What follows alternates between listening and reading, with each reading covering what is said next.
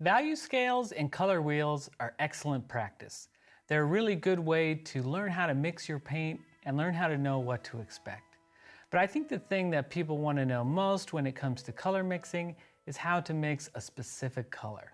How do I get that color or that color? Let's take a look. I'm starting with a color target here. We've got this orangish yellow piece of paper here. So when I think about the color wheel, I want to think what's the closest to this range? Perhaps orange, perhaps yellow, somewhere in between.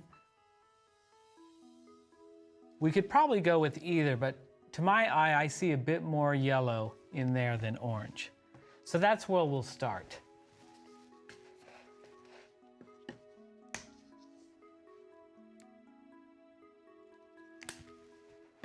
So we're starting on the color wheel with yellow.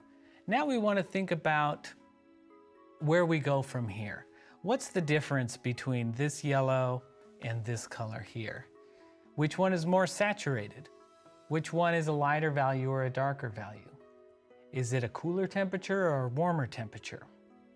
So what I see a bit more warmth in this than the yellow. So I am going to bring a little bit of orange onto our palette here. But I also see potential for maybe a few other colors. I don't think we'll get there with just the yellow and the orange. So I want to play it safe and have some variety here. This is a very bright and saturated color. Let's try a little bit of neon as well. Who knows, we may need a little bit of brown too.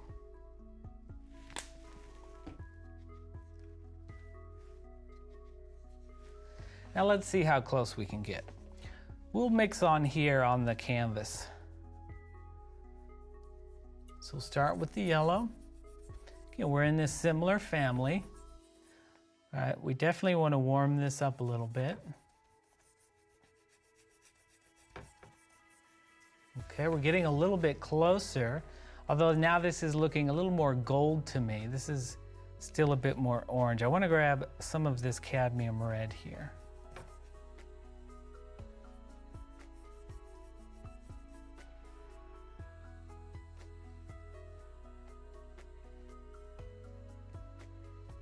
Getting a little bit closer.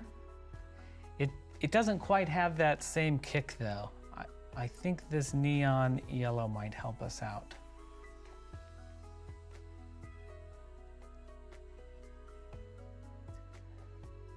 Now that's giving us some of the vibrancy and intensity, but we're still not quite there on the warmth. So we'll bring in a bit more orange, a bit more yellow.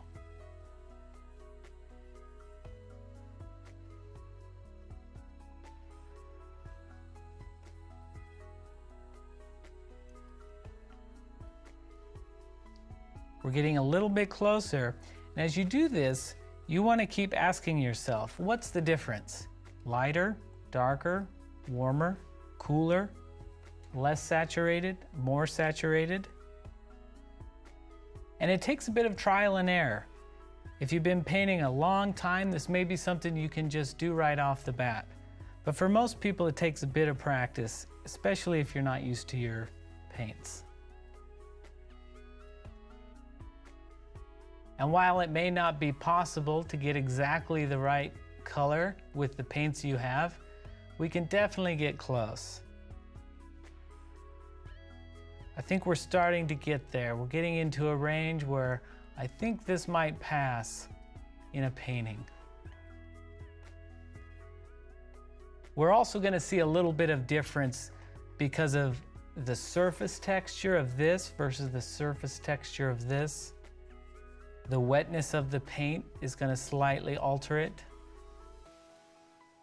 But I think we're just about there. I think that little bit of orange is just about what we needed. It's getting a little bit darker. Lighten it up with some of this yellow.